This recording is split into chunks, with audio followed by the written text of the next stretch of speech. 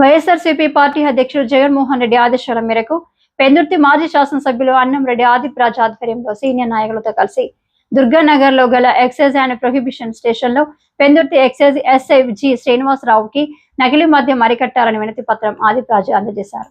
ఈ సందర్భంగా ఆదిప్రాజ్ మాట్లాడుతూ నారావారి కల్తీ మద్యంను వెంటనే నిషేధించి పేద ప్రజలు ప్రాణాలను కాపాడాలని కూటమి నాయకుల ఉపాధి కల్పనలో భాగంగా నకిలీ మద్యం తయారీ కేంద్రాలు ఒక కుటీర పరిశ్రమలాగా మార్చి రాష్ట్రమంతా సరఫరా చేస్తూ అక్రమ మార్గాల్లో ధనార్జనే ధ్యేయంగా పెట్టుకుని పేద ప్రజల ప్రాణాలతో చెలగాటమాడుతున్నారన్నారు.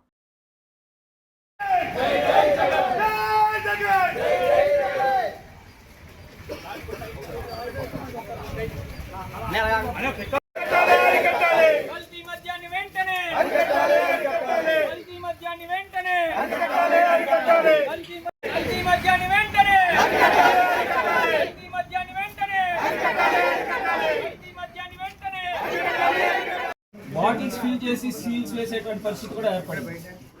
పెందుర్తి నియోజకవర్గ చరిత్రలు ఇప్పటివరకు ఇటువంటి పరిస్థితులు లేవు. కల్తీ మద్యం వల్ల ఎంతో మంది ప్రాణాలు కూడా కోల్పోయే పరిస్థితులు ఉన్నాయి. దీన్ని తక్షణమే మీరంతా కూడా చర్యలు చేపట్టి దీన్ని పిల్లలని చెప్పి మా గౌరవ అధ్యక్షుడు జగన్మోహన్ రెడ్డి గారి ఆదేశాల మేరకు వాళ్ళ ప్రభుత్వ స్వామి గారు కొద్దిగా వెనక్కి రావాలి.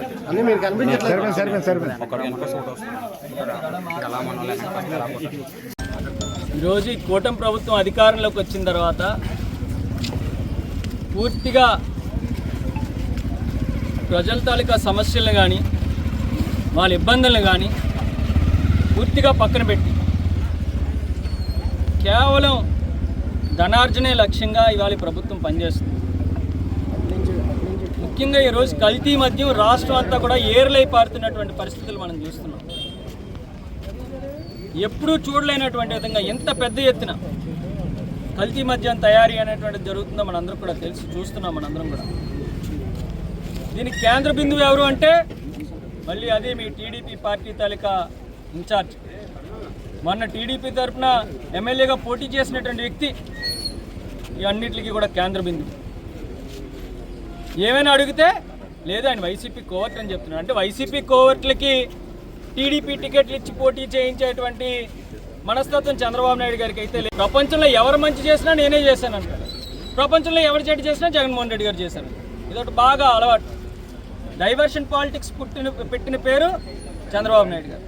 ఇవాళ ముఖ్యంగా ఎప్పుడూ లేనటువంటి విధంగా చరిత్రలో ఎప్పుడూ చూడలేనటువంటి విధంగా మన పెందుర్తి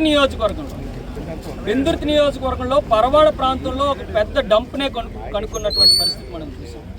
అక్కడ ఒక కుటీర పరిశ్రమలు పెడతాం, ఎంప్లాయ్మెంట్ కల్పిస్తామంటే ఇదా కుటీర పరిశ్రమలా తయారైంది. వాళ్ళది కల్తీ మద్యం అనేటువంటిది అక్కడ కుటీర పరిశ్రమలాగా వాళ్ళందరూ కూడా అక్కడ ఉండి ఈ కల్తీ సారాన్ని తయారు చేయడం, అక్కడే బాటిల్స్కి నింపడం, వాటికి లేబుల్స్ అంటించడం, సీల్ చేయడం, ఇదంతా కూడా చూసాం. వీటన్నిటిని కూడా మళ్ళీ అక్కడికి టీడీపీకి సంబంధించినటువంటి కార్యకర్తలకు బెల్ట్ షాపులకు వెళ్తాయి. అక్కడ నుంచి సామాన్య ప్రజల దగ్గరికి వెళ్ళడం, వాళ్ళ ప్రాణాలు కోల్పోయేటువంటి పరిస్థితి.